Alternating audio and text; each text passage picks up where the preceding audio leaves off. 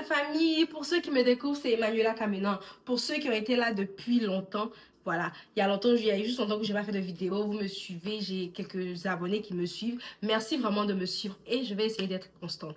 Voilà. Donc, comme vous avez vu avec le titre de la story time, j'ai failli. Ja, voilà. Donc, je vous explique cette histoire maintenant.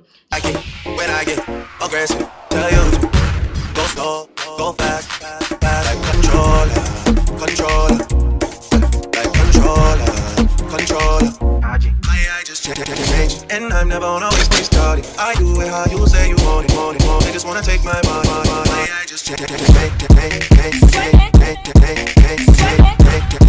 Je vous explique rapidement. Tout a commencé, voilà, en 2015. En 2015, j'étais dans mon école et j'étais en classe de seconde C. Et dans mon école, chaque lundi, c'était les jours de devoirs. Voilà, chaque lundi, on avait les devoirs. Donc, quand on avait l'après-midi, c'était l'après-midi en fait. Les matins, on avait les cours normaux. Et puis, l'après-midi, on faisait les devoirs. Donc, le devoir, je me suis apprêtée avec mes copines. On a fini de manger tout et tout. Et on est parti. Commencer le devoir, j'ai commencé à écrire, je connaissais pas, parce que moi j'aime pas étudier, j'aimais pas étudier en vrai. Donc on était là, on faisait le devoir, j'ai commencé à mal me sentir, j'ai commencé vraiment à really feel bad. Donc j'ai quand même fini le devoir, parce que je devais finir, voilà. Donc quand j'ai fini le devoir, j'avais un peu d'argent sur moi. Vous savez, à l'époque, la seconde, là, je n'avais pas l'argent. Il n'y avait pas l'an. Pour avoir l'an, là, c'était dû. On me donnait, je ne sais pas combien pour partir en classe. Donc, je ne sais pas comment j'ai fait, mais j'avais 500. J'avais un billet de 500 francs sur moi. Donc, j'ai pris le billet de 500. Voilà. Et je suis partie. Je suis allée dehors, là. J'ai pris un taxi. Je suis rentrée chez moi à la maison parce que ça n'allait pas. J'ai demandé, ah, pardon, tonton, pardon, il faut me déposer. À l'époque, là, j'habitais à la Star 9A. Au Star 9B, je me rappelle plus. Mais j'habitais à la Star 9A. Donc j'ai pris le taxi et je suis rentrée chez moi. Dès que je suis arrivée, maintenant je suis partie dans ma chambre. Et dès que je suis partie dans la chambre, parce que en ce moment-là, ma mère avait voyagé. Ma mère était partie au village, voilà. Donc ma mère n'était pas là pour comme une semaine. J'étais avec mon oncle seulement. Donc je suis rentrée dans la chambre, aller me coucher. Ma mère devait rentrer ce lundi. Donc quand je suis venue, je me suis réveillée. J'ai vu que ma mère était là. Je lui ai dit, maman, je me sens pas bien en vrai. Elle est en train de préparer elle aussi. Puis un coup, elle a dit, elle ne se sent pas bien aussi. Donc elle a arrêté de cuisiner. J'étais fâchée parce qu'elle est en train de faire la viande de brousse. Et moi, j'aime trop la viande de brousse. Donc elle a arrêté de cuisiner. Donc je dis que moi je veux manger viande. Elle a dit que hey, je me sens pas bien. Et non, non, non, non. Donc elle est partie se coucher. Puis elle a demandé à mon oncle de m'accompagner à la pharmacie pour me prendre des remontants pour que j'aille mieux. Donc nous sommes partis à la pharmacie. En Côte d'Ivoire, quand tout ce que tu as, tu ne te sens pas bien, quand ils disent les symptômes, en même temps ils te disent que c'est pas lui. Donc ils m'ont donné un traitement de parler de 3 jours que je suis rentrée à la, quand je suis rentrée à la maison, j'ai pris ma mère m'a dit qu'à le lendemain tu pars pas à l'école puisque ça va pas.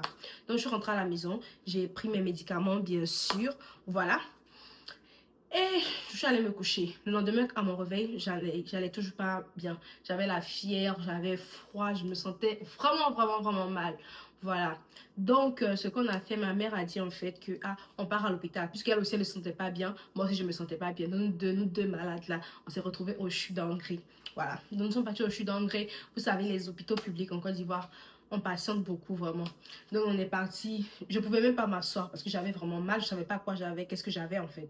J'avais mal à la tête, j'avais la fièvre, mais je sentais plus mes pieds, ça n'allait vraiment pas en vrai. Donc on est parti à l'hôpital, je m'étais couchée sur les laps, how do you say in French? Les jambes de ma mère, voilà. Elle était assise, je me suis couchée sur elle comme ça.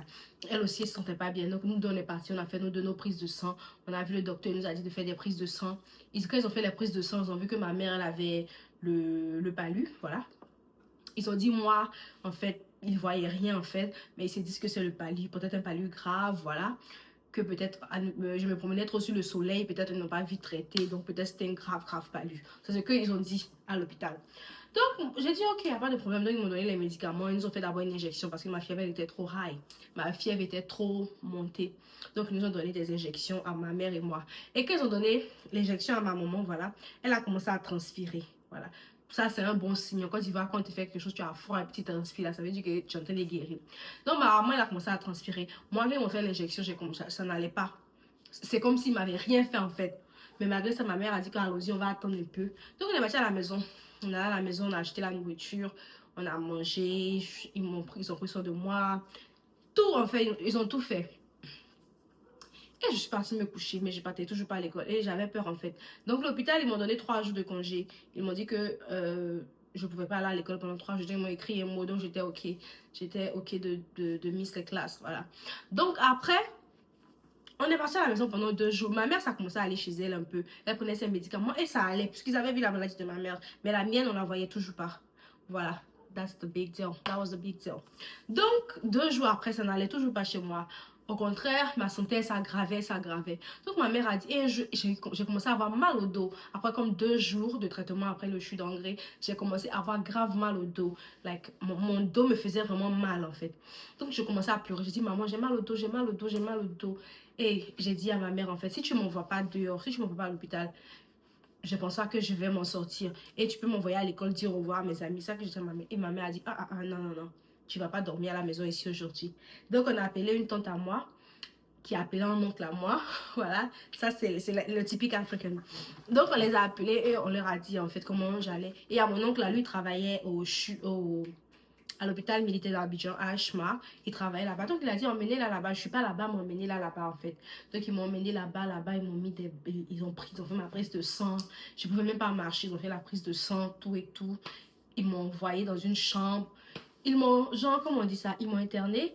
Oui, ils m'ont interné pour la journée, en fait. Donc, ils m'ont pris, ils m'ont mis des ballons, ils m'ont fait coucher. Je mangeais pas. Pendant tous ces jours qui s'écoulaient, je me sentais pas, mais je mangeais toujours pas, hein. Je ne mangeais vraiment pas. Et je maigrissais. Voilà. Donc, on était là, on ne voyait pas le mal. Mon dos qui me faisait grave mal. Ça n'allait pas vraiment. Et quand ils ont fait la prise de sang encore, ils ont fait la prise de sang encore à Ashwa. Et quand ils ont fait ça, ils ont découvert en fait que j'avais les globules. Il y a un de mes globules qui était plus faible que l'autre. Je sais pas si les globules blancs. J'avais moins de globules blancs que de globules rouges. Un truc comme ça. Parce que c'est ce qu'ils ont dit à Ashma. Donc, ils m'ont donné des médicaments pour augmenter mes globules, des trucs comme ça. Ils m'ont donné des trucs.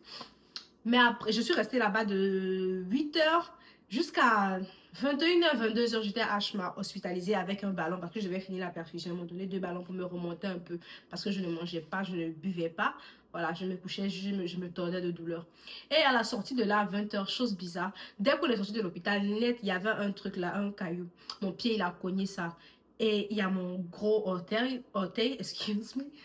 Il y a mon gros orteil qui a commencé à saigner, c'était coupé, qui a commencé à saigner. Donc, on s'est retourné à l'hôpital, ils ont fait un bandage, puis bon, ils m'ont laissé partir. On est à la maison, j'ai bu les médicaments, voilà. Donc, ma mère, elle avait peur, donc elle me faisait dormir avec elle dans sa chambre.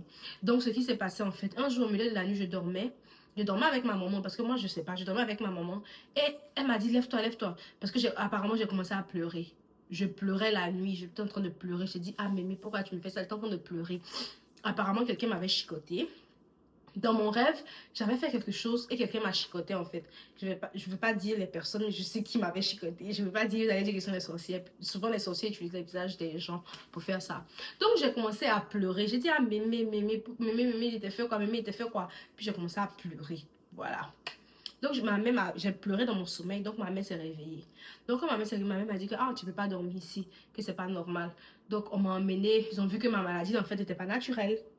Voilà, c'était pas naturel. C'est pour ça que je guérissais pas. C'est pour ça qu'on ne trouvait pas ce que j'avais à faire de globules blancs, globules rouges là. C'était... It wasn't making sense parce que je me sentais toujours pas bien.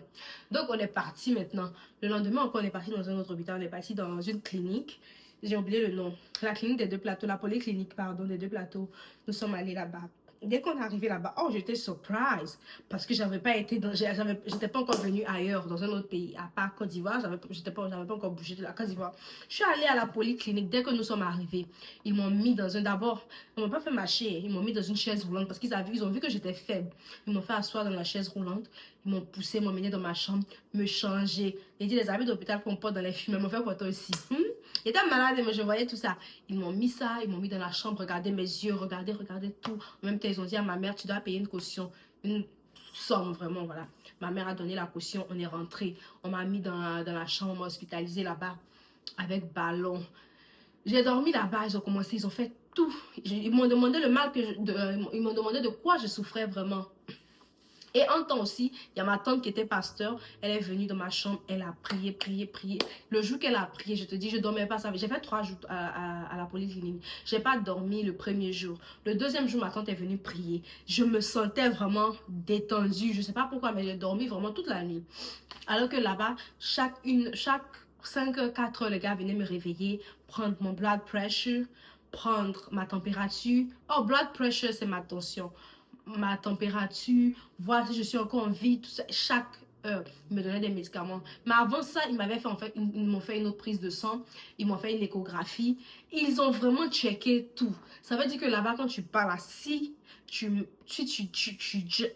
sais que là, hey, c'était ton jour en vert. Ils ont tout cherché. Et quand ils ont fait l'échographie, finalement, c'est là qu'ils ont découvert, ils ont dit que, ah, j'ai mon estomac qui est perforé. C'est ça qu'ils ont dit, oh, qu'il y a mon estomac qui est perforé, en fait.